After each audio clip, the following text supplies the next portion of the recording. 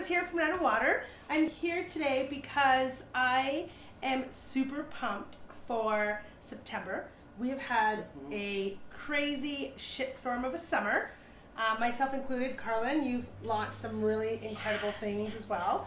So we wanted to come on today because sessions that I've had in the sunroom, it's actually what prompted this. I didn't really fully fill you in. Some of the prompts that I have had in the sunroom have asked me questions that were more driven towards your expertise. Fair. And that's fair. And sometimes people aren't Sacred ready. and the sex. Yeah. That makes right? sense. So we wanted to add a little bit of that. Some, if they weren't comfortable at first seeing you, we can kind of funnel that. So that's why essentially I prompt out and I thought, let's get together and chat about all the fun things. So sex, we're going to talk a little bit about moon. We're going to talk about a little bit about open relationships. All the things. So I'm just sharing it so like everybody can watch because that's what we're doing. Right? So for those of you who don't know who I am and you're joining me from Carlin's page, or you're new to my page, I'm the mastermind behind Nine of Water. And for those of you who don't know what that is, I am, I don't even know. What are you? Who are you, Lisa? Who are you, my goddess? Depending on who's asking that question. So I am a bit of a soul shaker. Yes, you are a soul sprinkler shaker. of magic. And I'm honored and super humbled to be able to hold space for individuals to essentially go inward and from a place of no judgment, no shame, no guilt. Anything and everything is on the table as best as I can essentially hold that too. So she's my secret weapon in life, that's for sure. I'm a lot of people's. Everybody needs a Lisa in their back pocket. Everybody needs a Lisa. And I didn't realize that was actually a thing until I'd say the last 3 years where I was like, actually, yeah. And then add my husband to the mix. Watch out. So that's a little bit about who I am. We're here live from the sunroom, which we tend not to do. We tend to do it in your place. Yeah. So we're shifting the gears a little bit. So Carlin is a... Do you want me to introduce myself? Yeah. How about I do that? Okay. I do want you to touch on your butt because I want to say author. Totally. Yeah. Okay, so I'm Carlin Costa, the Everyday Goddess, a sexologist and psychotherapist, and now best-selling author. Yay! I just wrote my first book, and my first book is called Love, The Women's Guide to Not Fucking Settling. You gotta do a snap after you say it. I don't know what it, right? like, right? Just like, And that's what I do. So I work with individuals, especially now women. I only work with women currently, but I love my men, and I'm sure 2020 is going to bring lots of opportunities for men to work with me. Yes. But yeah, so that's what I do. I talk about sex, I talk about love, I talk about relationships. I also do some cannabis education. I'm an author. I speak across the world, really. I speak everywhere, and I hang out with my best friend Lisa. And it's great. And what's really great again is both of us, soul sisters in the sense of who we are. Nothing's off the table. No. In her practice, in my practice, personal life, and obviously professionally. So. We had sent out a few prompts throughout the last few weeks. You're going to be in charge of the screen because... Okay, I'm going to... while you're talking, I'm going to watch... I'll watch your questions. And for those of you that don't know, get super nervous on camera. So... and I live for the camera. So in saying that, we did prompt a few times throughout the week and asked for questions. So we did get a few questions from both male and female, which was super... I love male questions. Because I'd say 90% of my practice is female and about 10% are super awakened men. So I love that. So not that I don't love it, but I just get super excited when that comes, only because we are the divine feminine is rising. Yes, right? So the patriotic male is kind of coming to a little bit of a halt, where that inner female is kind of coming up and kind of coming through our men, right? Yes, so absolutely. Super pumped for those questions too. Oh, there's one of my favorite men saying hello right now. Nick Doria. Hello, oh, my darling. Oh, Nick. Just speaking of men that we love. Yes. Okay, so we're going to get to our questions because we do have a few of them. We do, but before we get to questions, because we do have a bunch of questions that some of you asked, I think this would be a great time for you to talk about the importance of this new moon that is happening on Friday. Okay. Which is shaking people up. It shook my body up. Like, my period came a week early. We're going to talk about that. Yes, we're going to talk about that. So again, nothing is left off the bar. So if you do have a few questions, you can still send them through. Carlin's going to read through them and filter through them. If we don't get to your question, the questions that I do have, I don't remember who asked me, but I will try my best and get the questions if we don't fully get to them. Yeah. Okay, and so your question will get answered if we don't get to it, because that's what we tend to do around here. So a little bit about the summer. We've had, so again, we're in the sunroom. This way over here is Victoria Park. So if we tend to go, we get a little bit distracted. The curtains are open. We should close them now, what do you think? No, it's fine. Anyway, I'm just looking at the sexy people. I hope anybody doesn't kind of pop in the door. The thirst trap is real. Okay. No. So, and two, it's Wednesday, right? So Wild Wednesday at the Lopez house, if Marco's on. And Happy Hump Day for those of you who follow me. And Winning Wednesday, right? Inner Wisdom. So it's all around really great choice to be live today. So a little bit about this new moon. Right now we're in a balsamic moon phase, which is the dark phase of the moon. So we have a new lunar cycle every 28 days. So you don't want to be setting any intentions today or tomorrow. You want to be doing that sort of newness on Friday. Definitely so Friday. Intention setting on Friday. Yeah, 7 a.m. Eastern time, our local time if you're Ontario, and you pretty much have all day to do that. And then again on late Saturday afternoon when the moon, for those of you that really do follow moon cycles, it'll be a void. Which is basically we could do that. We can work our magic. Okay, so Friday all day, and all then day, most of Saturday if you're Eastern time. Yeah. You're good to go with the whole full power of the moon. Totally. And this one is another super moon, a super new moon. And what that means is because we are having 2 new moons in 1 month. So you would have remembered the full, essentially the first new moon that we had in the beginning of August, which was in Leo. This one's in Virgo. So for my perfectionists, there is all you process, right? There is process and perfectionism, but there's also procrastination.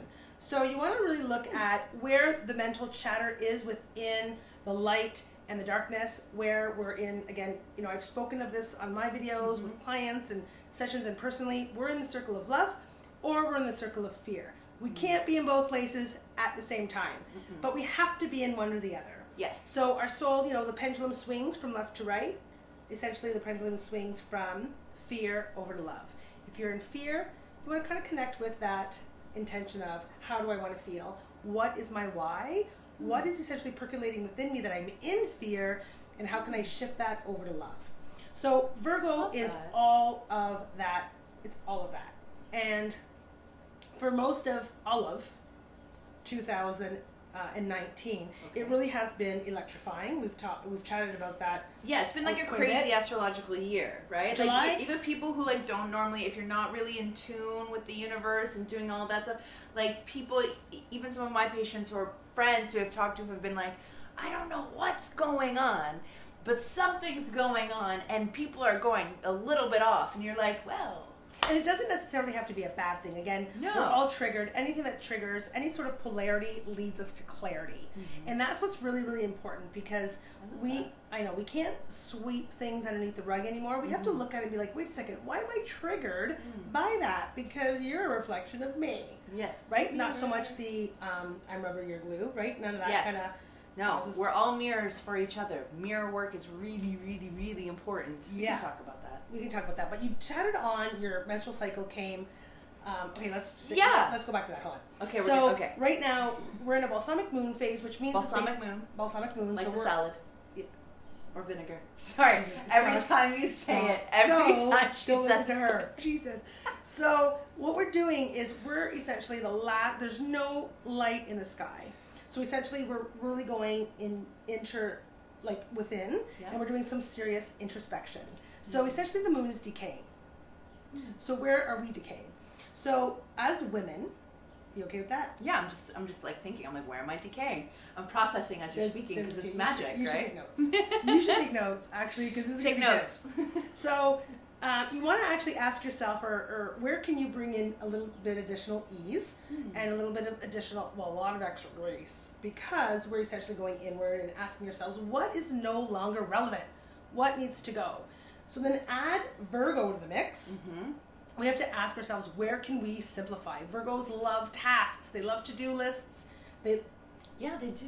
Sorry, now I'm thinking about the guy I dated who was a Virgo. That's what I'm thinking. I'm like, that was not a good match. So where are we striving for protection or perfection, where we are backtracking again to that perfection is procrastination. Okay. So where are we striving for perfection, where it's actually just procrastination? Just do it. Don't start the diet Monday, Lisa, on Monday. Start it today.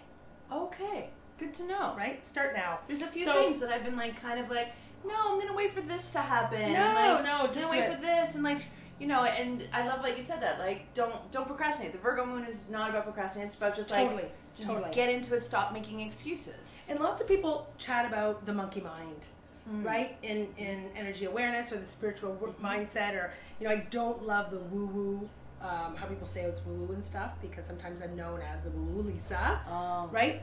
There's a word that's the monkey mind, and what that means is all that mental chatter.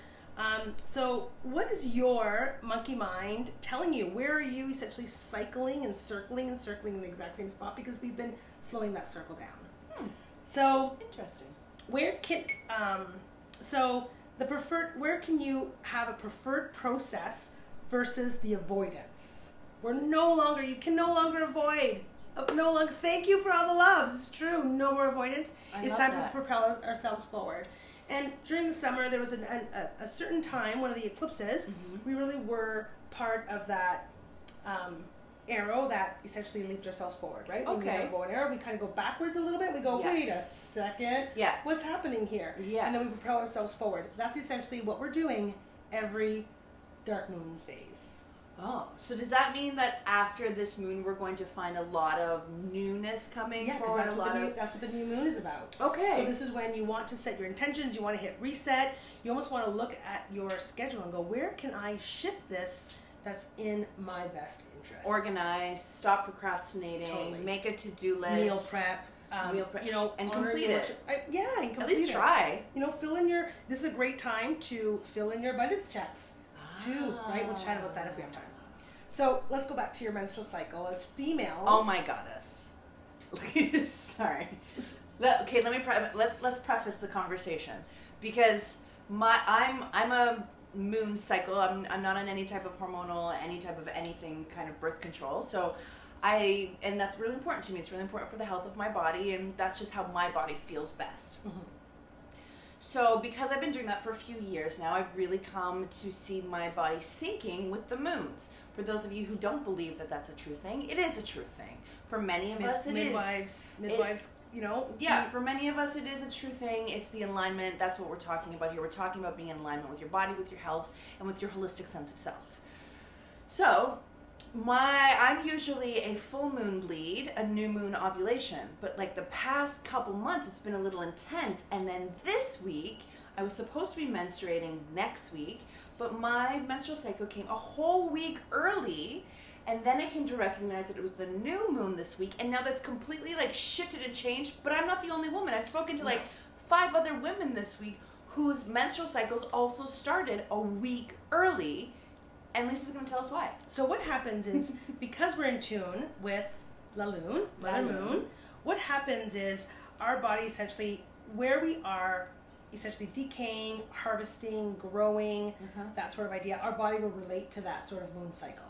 So if you're just starting out with moon cycles, my recommendation, wholeheartedly, where I started and I still resort back to, is full moon and new moon. Those are the only real, well, now I do dark moon because I love the shadow work. I didn't love it at first, but now I don't mind getting a little bit extra dirty with myself and vulnerable, right? Yeah. So if you're just starting out, really just focus on the new moon and the full moon. So new moons are so when you're menstruating on the new moon, it's a time of extra femininity, all of it, right?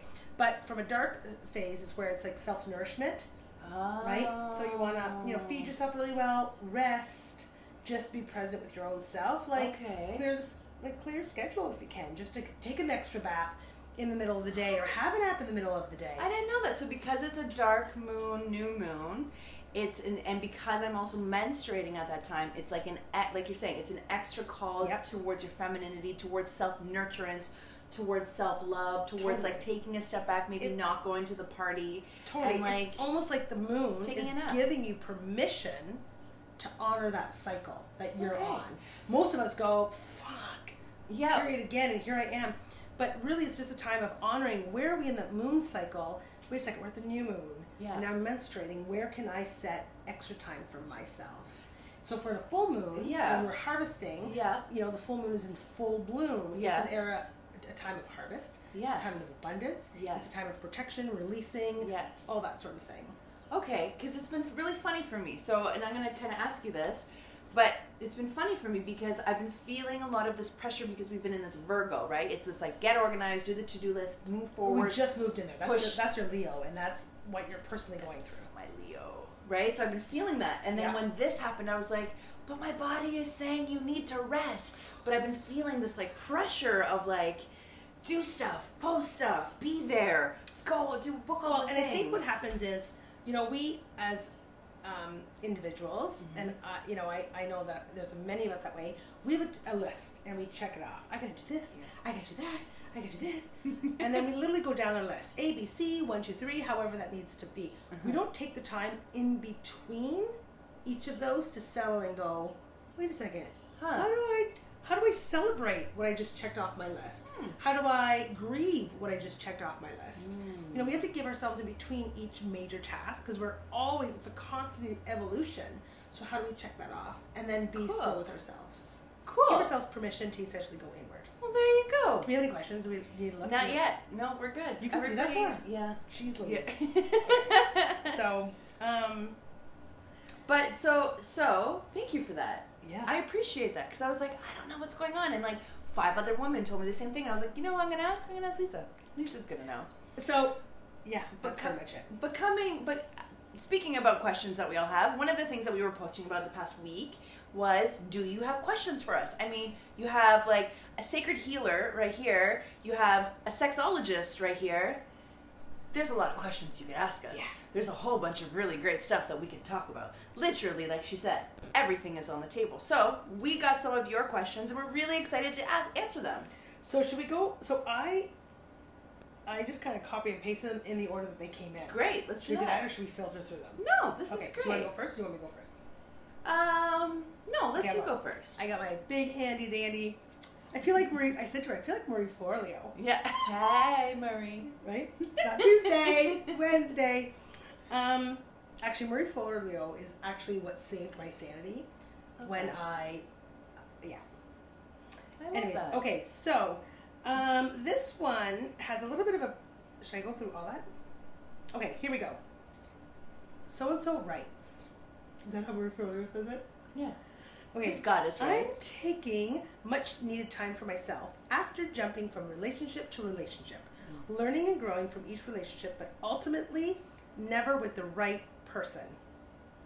So I'm making an effort not to rush into something simply to feel whole or not feel alone again. Great. I know I need to find that within myself first and foremost. But here's my question. Good question. Great question. Is it still okay that I have sexual relationships? Or does that take away from my process of healing myself, growing and learning to be okay on my own? I love this question. I love this question too. It's a really great one for both of us. Do you want to go Yes. Sure, I'll go first? first. Okay, you go Yeah, first. I'll go Well, first. yeah. Yeah. Yeah, so and the reason why I love this question is because like as a single woman, that's something that I've definitely gone through as a woman who's like really in tune with sacred and divine and the feminine and healing and like and self-love and how do I discover that? And I mean, I literally just wrote a book about this, right? It's like how to not settle, but to find relationships that are actually meaningful to you, how to find meaningful love in your life. So I love this question because as many men and women are trying to find more meaning within themselves, right? They're going inwards, they're doing all of this stuff, but it's hard to also not forget that you're a human and you have these like beautiful desires that want to be fed a little And bit, right? And enjoyed. Yes. And, I do, there's part of me that says, if you're test driving, like if you're looking for a new car, you're gonna test drive a couple. Yeah. So the Like- point, yeah. So the point of it is that That's not yeah, really yeah. appropriate. Even it's totally appropriate. Totally, because like just because you're in this state of like whether you're on a dating hiatus, whether you're practicing mindful abstinence, if you want to know what both of those things are, check it out on my page. But whether you're doing any of those things or you're coming back into yourself and self-loving and self-caring, right? It's okay that you are still having sex and having beautiful external relationships as long as they are clear and with intention, right? So this is where I kind of come in and play with Yeah. make it sacred. Yes. Make it sacred. Make it You know, sacred. it's not about, you want to add the awareness and the intentionality to what you're doing. Yes. The thing is that we imprint ourselves energetically for 7 years with each, not to scare anybody, and I'll try not to make eye contact like with the camera, but that's essentially what happens. Energetically, we Yes. imprint ourselves for 7 years. So you're carrying some of that energetic imprint with you. Energetically and scientifically. Scientifically, when you share your body fluids with someone, right? Scientifically, those cells actually do stay in your body, right? And it takes you a little bit. So it is from both perspectives that's what's happening. So when you are going to be physical with somebody, is it with somebody that has caused you heartbreak in the past? Is it with somebody that when you have been physical with them, that you don't have an orgasm, that you don't feel good after, that you get home and then you cry the next day? Well, and you're right? depleted, and energetically you're asking, wait a second, why did I just do that? Who Yeah. am I? Yeah. And then you're knocking on the door saying, Lise, can you frankincense me up?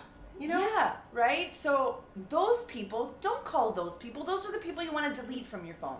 Those are the people you want to, with love, be like, okay, and now boundaries, and now I'm done. But some of those people, some people in your past or some people who are currently coming into your life can hold that space for you. And if you can negotiate with loving boundaries how or what this relationship is going to be about, even if it is just a physical relationship and a healthy, safe place to release, then it's all love, baby. Get it in. Yes. Get it in. Get Make it in. it sacred. Yeah. Great So, question. Was that good? That was We're great. Good? Yeah. Can you see that part? Okay. Yeah. So, Next question. Lisa and Carlin, this is, I guess, a question for both of us. Okay. How do childhood traumas affect your adult sexuality / sex life, and how do you heal? Great question. Can we start? Yeah. Okay, so childhood traumas, that's essentially what's molding us. We are in our subconscious mind 95% of the time. And what that means is every memory, regardless if it's fear or if it's fear or it's rejection or abandonment, that stays in our subconscious mind. So as we evolve in age or wisdom or situations, we'll be triggered by some of those traumas. Yeah.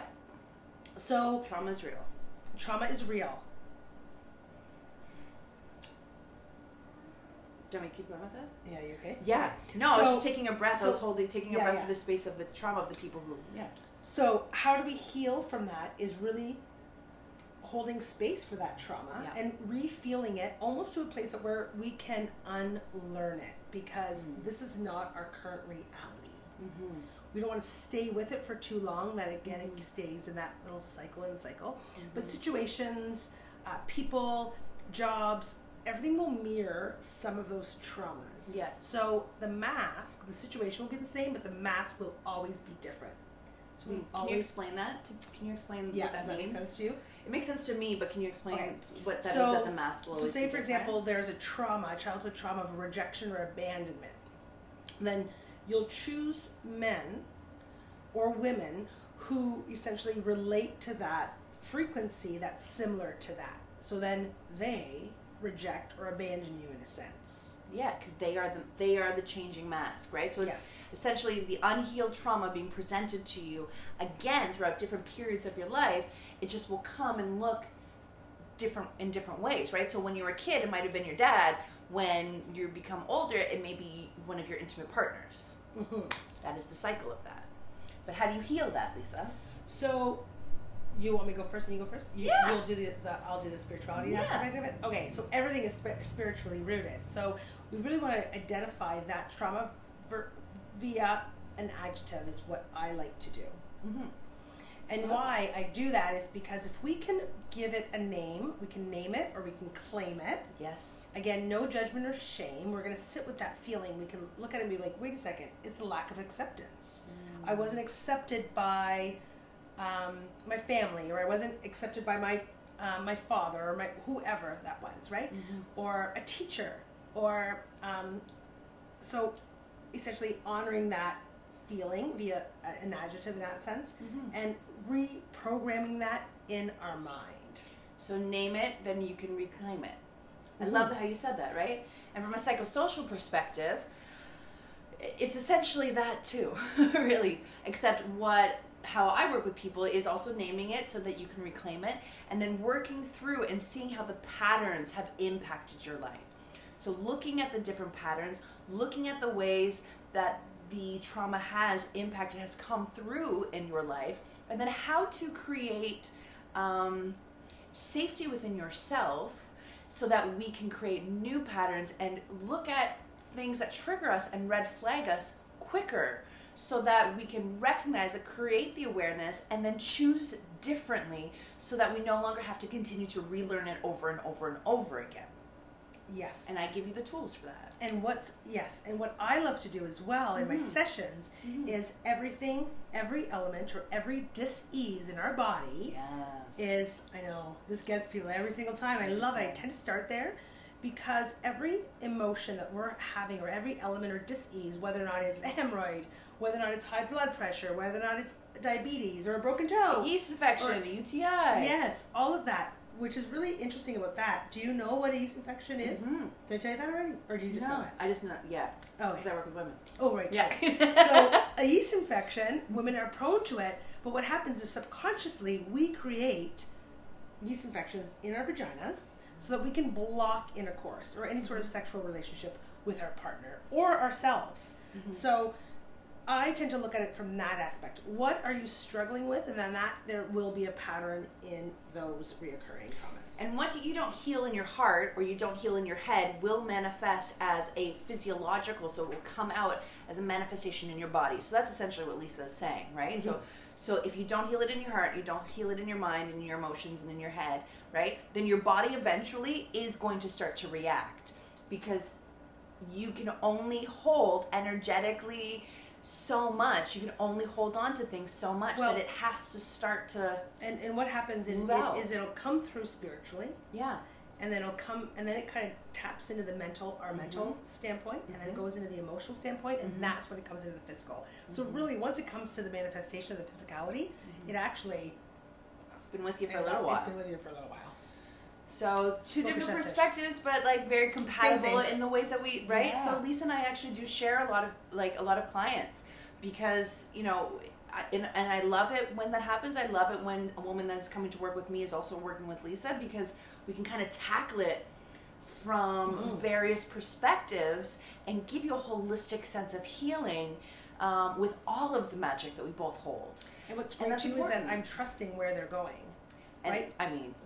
Okay, hello. So I think we're good. If you need some more information on that, please do message. That was a great question to ask it. Okay, so we ready for this one? Next question. It's a big one. Number 3. I might get red. Why don't I have intercourse?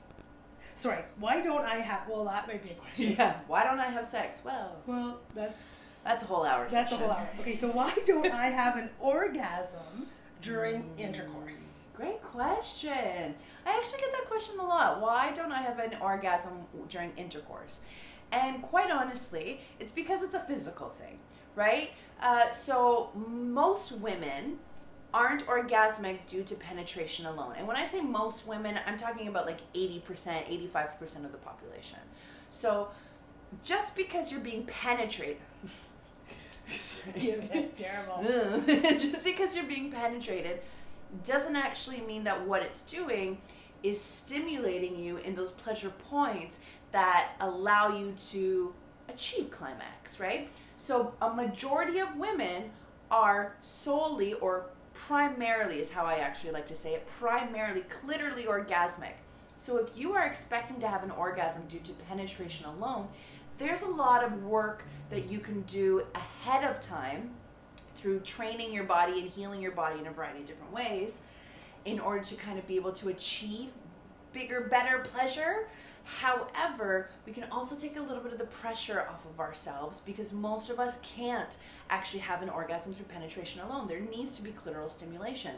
There needs to be stimulation of the G-spot. There needs to be stimulation of the rest of the body as well, right? Just a penis in my vagina isn't just going to do it. I mean, it's going to feel really great, but that's not how our bodies are built.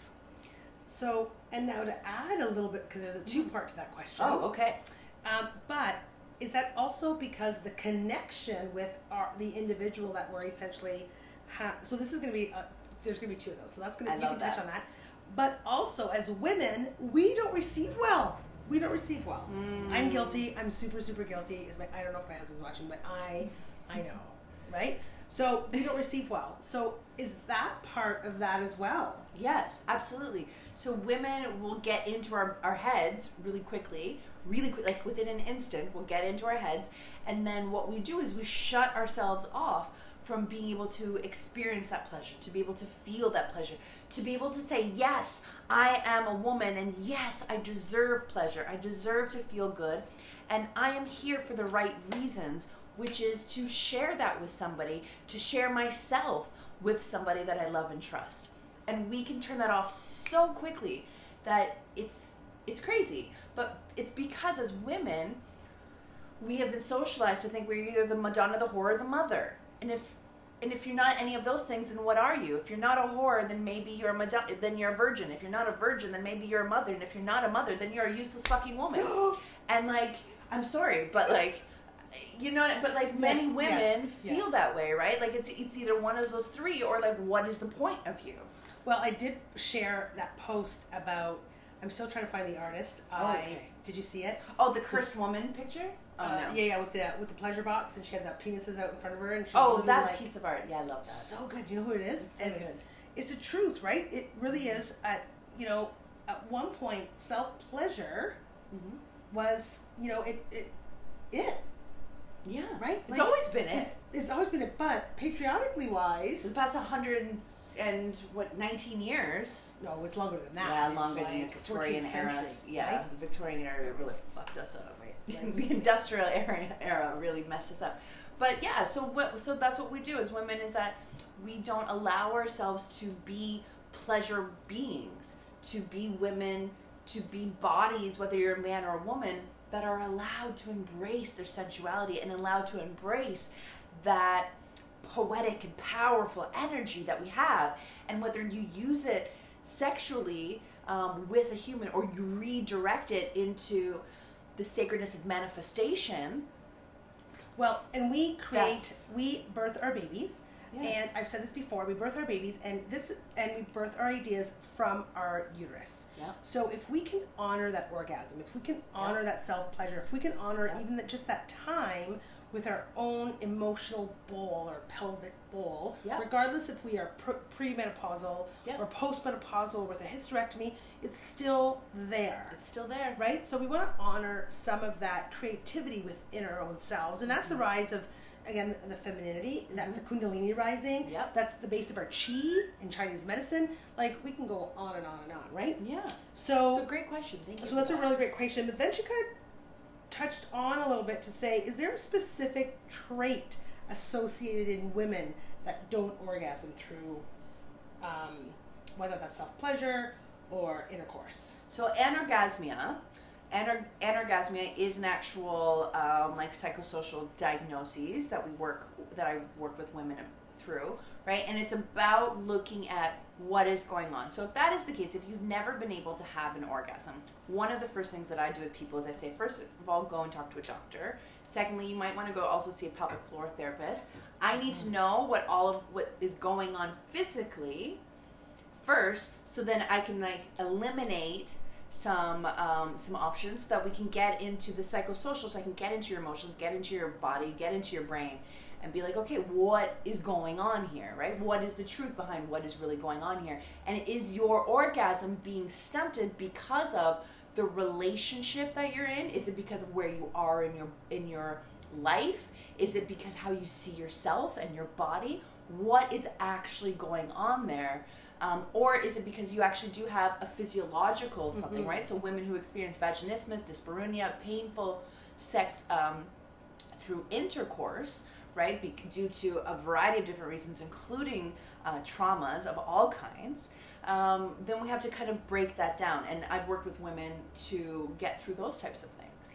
And if you're wondering about pelvic floor physio, I do want to give a shout out to Rebirth Wellness, because I'm in the sunroom of Rebirth Wellness. If you don't know where I am, I'm located at 256 Central. Yeah. She does have really, really, really great pelvic floor physiotherapists. That's where I've gone, because after children, I've sneezed and I, pain myself. Like, I don't make it to the washroom as I used to. And there's, this is all real things that happen, right? So regardless if your psoas are tight or your hip flexors are tight, essentially our hips tend to be our pelvic bone as well. They hold that. That's how we move ourselves forward. Our hips hold our balance. So that's kind of, they'll look at all of those little intricacies. I can't say that Intricacies? Though that word. And they'll kind of have a look at what, essentially what's happening, how you're bending over, how you're reaching for things. How your spine is pulling on your back, how your cranial sacral is pulling, not cranial sacral, but your sacrum, is pulling on that, all of that stuff. So it's all related. So if you're having any of those challenges, reaching out to someone like myself who specializes in this type of work, reaching out to a pelvic floor therapist, but first having a conversation with your MD and seeing, can you eliminate any of the physical stuff before I dive in deeper? Yes, and we'll take care of the spiritual and the sacredness of it, right? Yes. And the scientific. Okay, absolutely. Great question.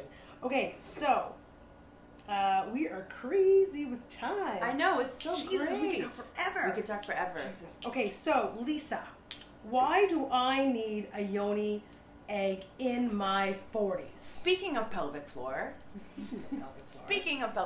so we And- got a couple of iterations of this question. So one of the questions is, why do I need a yoni egg or use any type of crystal wands? And the other second part of this question is, what type of crystals work best for me to either to be healing from a trauma or to reignite my sexual desire? Because crystals are really powerful to be able to help guide us, to steer us that way. So Lisa here at Night of Water here at the Alchemy Boutique sells yoni eggs, which I'm a huge proponent of. And I love mine. Yes. I don't have any pleasure wands. I'm sold out of it, and it's such it's so specialized. I do love to have, regardless if it's a yoni egg or a pleasure wand, I do love to have a chat about why are you craving one. So what a yoni egg is, and jump into this too, because I know that you use them, you love them.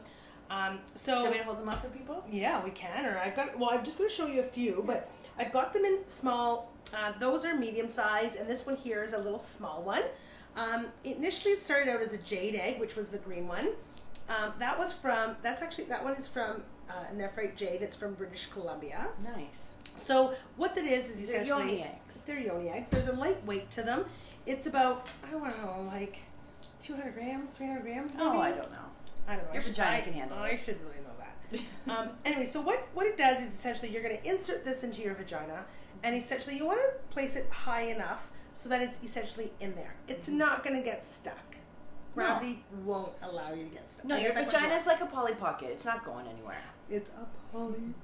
Yeah. So, so if there's quite a bit of, if you're looking at it from a place of, you've lost your libido, if you're approaching again menopause. Yep. If there's been lots of, if there has been some sort of sexual trauma. There's been a rape. Crystal wands are really, really great for when we're looking at the process or the therapeutic process of de-armoring. So de-armoring is a very special, sacred, and psychosocial process that that I've worked women through and helped women through about how to use crystal wands in order to kind of heal some of those traumas internally. Anyways, so they're great for lubrication. Yes. Arousal. Yes. I chatted about this on one of my videos. I am not dry. So when I have used mine, I don't like to use the word moist, but I'm coming out and it's quite wet, right? Yeah, so it does increase lubrication. It's great for grounding. I use mine when I'm super anxious. And I just need a moment to connect because again, I'm almost essentially, my pelvis is essentially holding this beautiful egg within, right? So if someone's struggling with infertility, again, there's an element subconsciously, a trauma of some sort of not wanting to be a mother. And that essentially is a stem of infertility. That's the base, and then it goes a little bit deeper as to what the element is, or if it's endometriosis, or if it's a fibroid, or if it's, whatever's happening. Any of those things. So this would be really, really, really great for somebody that's struggling with infertility or going through essentially the process, because essentially you're giving yourself permission to love that sacral unit. And you're giving yourself that moment to sit with it. Some don't even use it for insertion. They just kind of set it on their labia as such.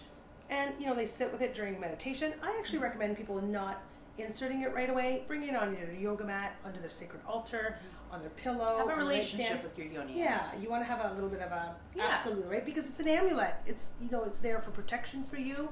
You're going to tell it stories. You're going to be telling it your traumas, and essentially you're giving that back to the earth. So, question: what kinds of crystals are really great to buy for yoni eggs? So, depending on what someone is struggling with, they say that it's best to start with the jade egg because it's the most healing, and then working your way up. So this is just a clear. I love clear quartz. It's almost like it looks like a little crystal ball. And that one's a smoky quartz. Smoky. Yeah, that's a smoky quartz. That one's a limited edition. I only have the one left there. That one does not come drilled. They do come drilled. Some people ask me about how they come out. There's a little bit of a hole in it. You can put other unwaxed dental floss in it, and essentially, or a hemp cotton, and remove it that way, almost like a tampon string. Yeah. So what? Or just squat and pop it out. Yeah, or squat and pop it up. So what the best one to start with tends to be, again, a jade egg, and then work your way up. So again, based on what's happening, I like to have a conversation, even if it's a quick 10 minutes, what's happening, why are you craving it, and then going from there. I do have them in black obsidian, which tends to be a Pandora box, and it's not for the faint of heart. And those are a little bit more further along as far as the awareness journey. Okay. Not for beginners. What about a rose quartz? I get asked about rose quartz a lot. Rose quartz is nice and gentle. It's compassionate. It's forgiving. But when you start with something along a jade egg, essentially it's giving you that kickstart, and then you can kind of backtrack again and kind of go to compassion. I love it. So yeah, so that's kind of, there's a few different ones, but again, why do you need it? Why don't you not need it? That's really that's the question. Yeah. Why do I not need it? So, and mine come with like a little pouch that were handmade in Bali, and then a little booklet that have explanations as to what, why, and when, and how to clear it, and how to wash it, and how to all the things. So, thank you for that question. Great question. Okay, so time Next check. question. We're good. Next question, Carlin. Oh, okay. I think I want to answer this too. So sure. I'm going to piggyback off of you. Yeah. So this is one from one of our male viewers. Okay. Love you guys. How can I be more secure about myself when I'm sexually intimidated by my partner? How can I be more secure about myself when I'm sexually intimidated by my partner? And I want all the women watching this to know that this was a male partner that asked this question. Because even though we're talking a lot about feminine rising and all that stuff, a lot of us are equating that to women, and it's not just limited to women. Do you think I intimidate my husband sexually? Is he there? No. I can't be. He's got you handled. He's like, is he there? But I've been anyways, okay. But I've been with men who have been sexually intimidated by me, and then they lose their erection. It happens to me. It's happened to me a few times. I'm not scary, I promise you. But as a man, how do you negotiate that with your partner? How do you have that conversation? Or how do you come through that? And first of all, it is about having a conversation and admitting that to your partner and being like, I need a safe space. I need to be able to talk to you about this because I'm intimidated by you. But really, what is intimidation? Intimidation is about the ego, right? Intimidation is about fear. It's about what are you afraid to step into? What are you afraid to admit? What are you afraid to talk about, right? What is the thing that is holding you back from being able to have that conversation with your partner? So what does that intimidation mean? And I find that word to be very convoluted with a variety of different meanings, right? So how are you intimidated? How is that manifesting as itself? Is it something because you are unable to have that conversation with your partner, or is it because there's something about you that needs to be healed? Is it something about you that you may need to start to reflect on and to work through? Is it a level of insecurity, right? Doesn't need to exist. It's just having that conversation, right? We're not, I love the word insecurity because we can hyphenate it. Yes. And we're safe. We're safe. Yes. Absolutely. And the great thing about sex is that it's supposed to always evolve. Right? And it's communication. Yes, absolutely. But sex when you're 20 isn't going to look like the same when you're 40, and it isn't going to look like the same when you're 60. And by goddess, it's not going to look the same when you're 80. And I'm definitely going to be fucking into my 80s. So that's going to be happening. But it's not going to ever look the same. So when we are feeling intimidated by our partners, whether you're a male or whether you're a female, right? If you are feeling safe enough to want to share yourself with someone, right, then I am hoping that you will also be able to find safety within yourself and within your partnership to be able to say, hey, this is what's going on for me. What can we do about it? And what can I do about it in order to move forward through that as well? And is it a matter of having that conversation as far as, are you enjoying this? Do you like this? How does this feel for you? It's okay to ask those questions.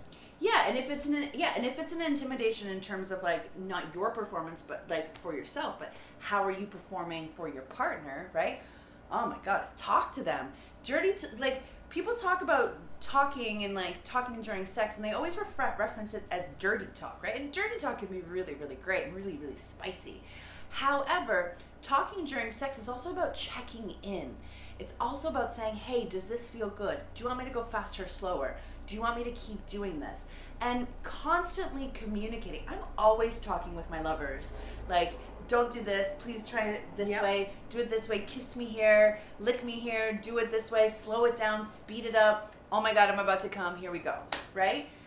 That is sexy. Because nobody wants to be with somebody who doesn't talk or make any noise or acknowledge the pleasure that you're in. Remember, sex is about moving through that energy and it's about that exchange with someone else. It's a dynamic emotion. Sex is an emotion in motion. It is dynamic. And you were that. Yeah, thank you. It's in my book. That's a Carlin quote. but it's about entering into it as a dynamic opportunity to reveal more of yourself and to have your partner also revealed.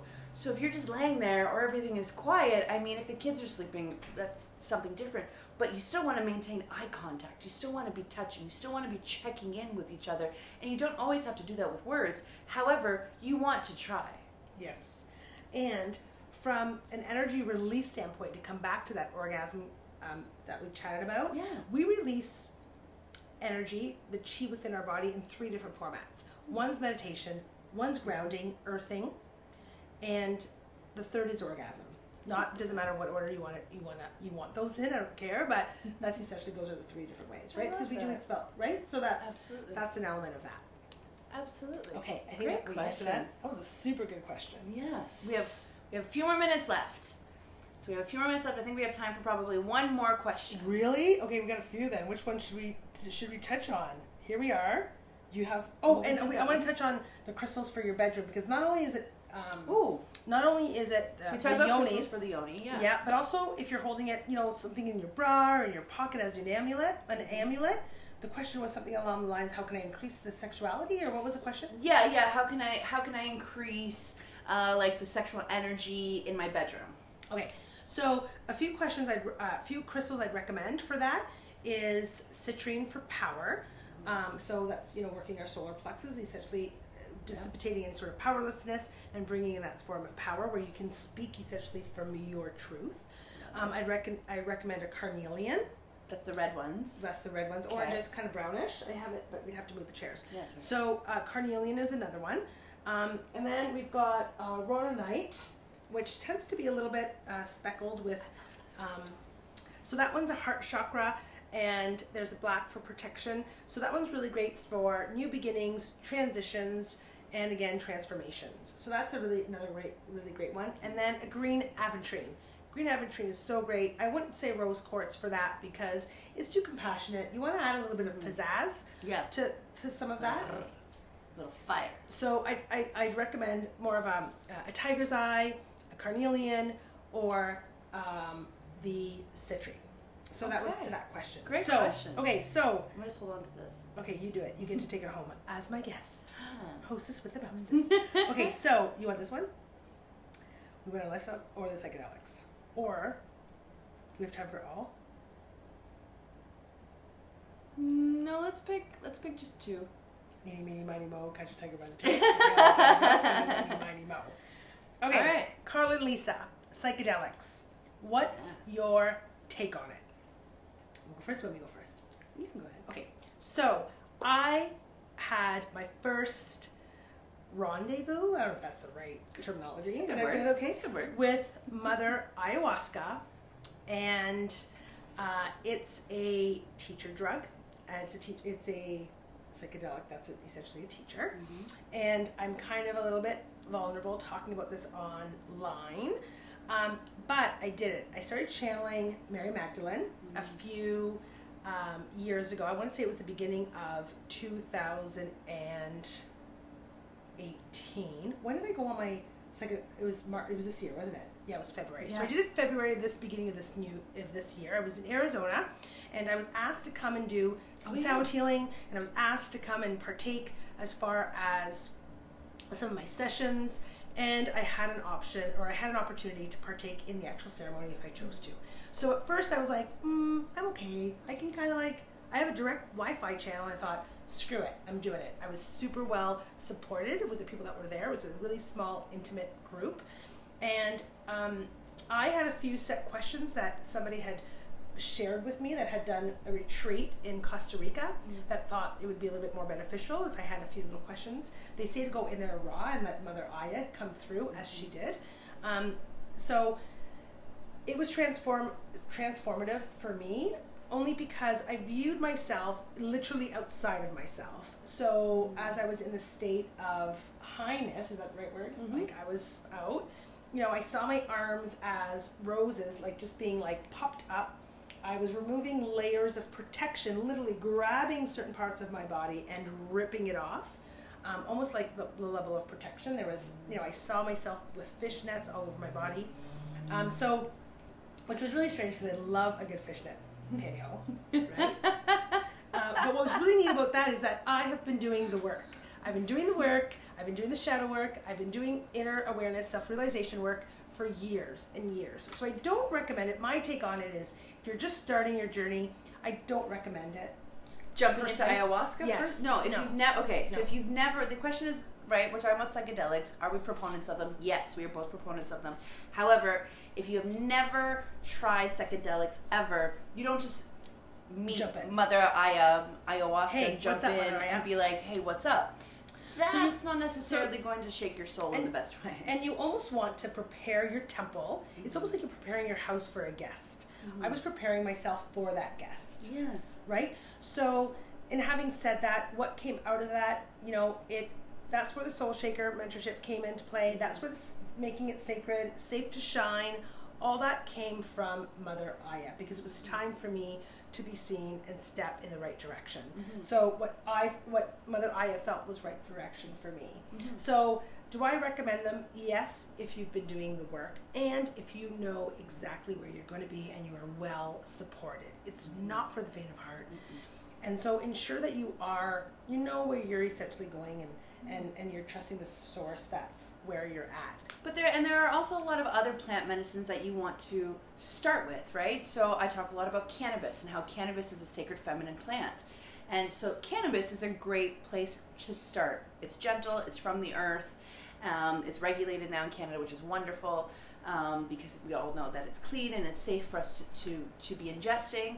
And that's always a great place to start, to see how that kind of leads into your body, how you embrace your creativity, how you can start to feel things about them, because cannabis also can push us to feel and do things and think things that weren't expected. Then you can jump into psilocybin. And psilocybin is magic mushrooms, right? And magic mushrooms are kind of, I would say, like the next step after cannabis if you're looking to kind of practice with plant medicines. And psilocybin, magic mushrooms can really take you on an interdimensional journey, and they're really, really powerful and really, really magical. And then you can go into different things like ayahuasca, like Kambo, which is the frog, which is, you know, different other plant medicines. But from a psychosocial perspective, I'm a big proponent, and there's a big movement forward, and there's a lot of actual research being done here at Western with some really, really awesome women who are looking at the use of psychedelics in terms of treating traumas from your life. So treating things like PTSD, so using LSD to treat PTSD, using mushrooms and microdosing to enhance your brainwaves, to uplift your alpha brainwaves, and to bring you into a deeper sense of knowing and understanding and organization, as well as dealing with deep inner traumas and blocks that we build for ourselves in our lives. So a lot of people will start with some microdoses as well, whether that's cannabis, whether that's mushrooms, or even LSD, right? All of these beautiful psychedelics that we can use, as long as you are using it and talking to somebody who knows what they're fucking talking about. And they can help you spiritually process what's happening. Exactly. Right? It's not just essentially taking that, it's also Yes. processing what you're seeing. And what, Yes. if you're seeing colors or coordinates or symbols or whatever that is, you want to Yes. be able to, it's not a crutch. This is Right? medicine. This is medicine, right?